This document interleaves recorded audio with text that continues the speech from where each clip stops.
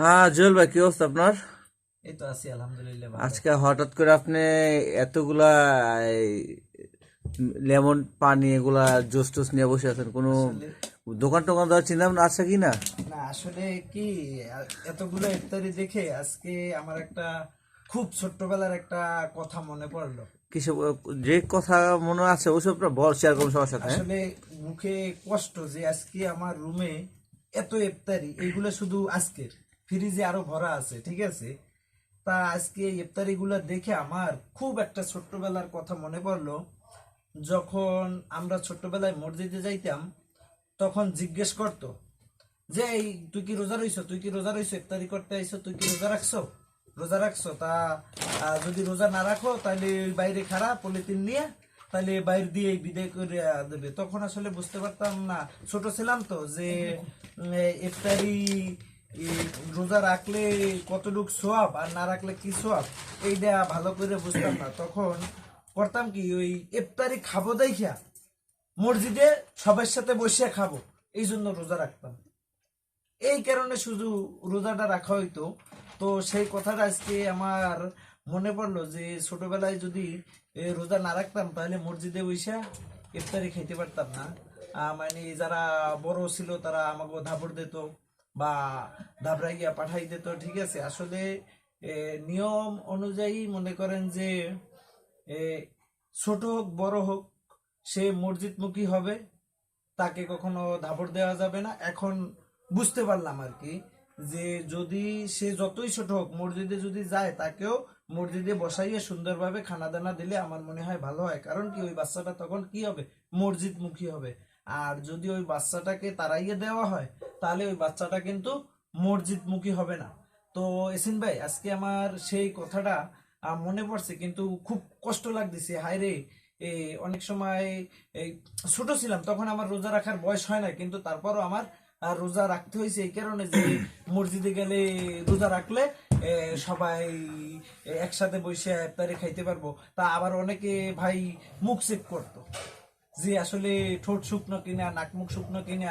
যদি নাক মুখ শুকনো হয় কিংবা ঠোঁট শুকনো হয়, তাহলে মনে করবে আমি রোজা রাখছি। আসলে আমি ততটা বুঝতাম না।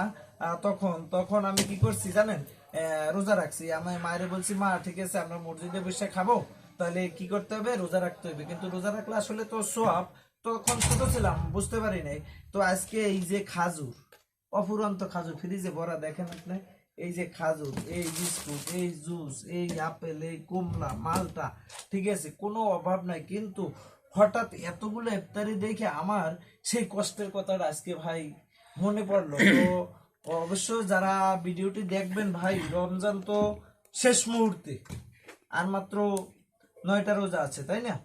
9টা না 8টা। আমাদের 8টা আছে, বাংলাদেশে 9টা, ঠিক আছে। যাই হোক, তো যারা ভিডিওটি দেখবেন অবশ্য আমাদের ছেলেপেলে গ্রামে যারা আছে কিংবা বিভিন্ন জায়গা, বিভিন্ন দেশে, সারা বাংলাদেশে যদি কোনো বাচ্চারা মসজিদে যায়, বিশেষ করে তাদেরকে তাড়াইয়ে দেবেন না, তাদেরকে আদরের সহিত খাওয়ান দিবেন, আপনারা বসাইয়ে খাওয়াবেন, স্নেহ করবেন।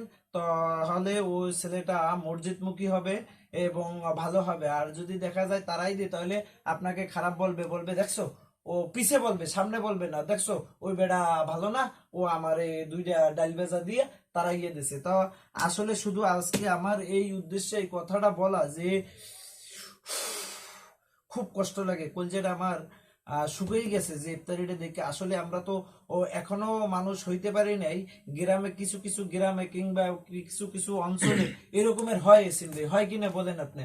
তো আমি সবার দৃষ্টি, আমার স্নেহের যারা আহ, আহ, আহ, মুরব্বী, সরি, সম্মানের সহিত বলতেছি, শ্রদ্ধায় মুরব্বিয়ানরা এবং ভাইরা, আপনারা যারা মসজিদে ইফতারি করতে যান, যে কোনো মসজিদে যে কোনো বাচ্চারা যদি যায়, অতএব আপনারা তাদেরকে কুকুরের মতন তাড়াইয়ে দেবেন না, তাদেরকে মসজিদে উঠাবেন। হয়তো আপনি একটু কম খেলেন, অসুবিধা নাই, অসুবিধা নাই। আপনি তাদেরকে এর সাথে খাবার টাবার দিবেন, একসাথে খাবেন, তাহলে ওই বাচ্চাটা আদরের সহিত মানুষ হবে এবং সে একটা ভালো মানুষ হবে, মসজিদমুখী হবে। আর যদি তাকে এ, তাড়াইয়ে দেওয়া হয় কুকুরের মতন, তাহলে সে আর মসজিদমুখী হবে না, আর তার মনের ভিতরও কষ্টটা থেকে যাবে। যেহেতু আজকে আমি আমার বয়স মনে করেন 28-29 বছর হয়ে গেছে, আজকে সেই কথাটা এখনো আজকে আমার মনে পড়লো, তাহলে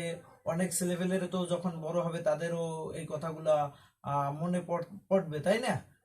হবে তা আমি সবার দৃষ্টি আকর্ষণ করে বলছি যে ভাই, যারা বাচ্চারা মসজিদমুখী হবে, তাদেরকে আপনারা তাড়াইয়া দেবেন না, এবং সবসময় কাছে রাখার চেষ্টা করবেন। যে যেখানে থাকবেন সবাই ভালো থাকবেন ইনশাল্লাহ। আমি সবার জন্য দোয়া করব এবং আমার জন্য সবাই দোয়া করবেন। আজকে শুধুমাত্র এই ইফতারিগুলো দেখে আমার খুব মানে কষ্ট লাগছে, এবং কষ্টের কারণে এই কথাটা আমি বললাম। যদি আমার ভুল ত্রুটি হয় তাহলে আমাকে ক্ষমা করে দিবেন, কারণ আমি ছোট্ট একটা মানুষ। আমি শুধু সেই ছোট্টবেলার কষ্টের কথাটা আজকে আমি আপনাদের সামনে তুলে ধরছি। যাই হোক, আমি হয়তো কষ্ট পেয়েছি ওই সময়, এই রকমের আর কোনো ছেলে যেন কষ্ট না পায় সেই দিকে খেয়াল রাখবেন ইনশাল্লাহ। ছোটদেরকে ভালোবাসবেন ইনশাল্লাহ। আমরা ছোট, আপনাদেরকে অবশ্যই সম্মান করব, অবশ্যই সম্মান করব, এবং আপনাদের জন্য দোয়া করব। সবাই ভালো থাকবেন, সুস্থ থাকবেন। আল্লাহ হাফেজ।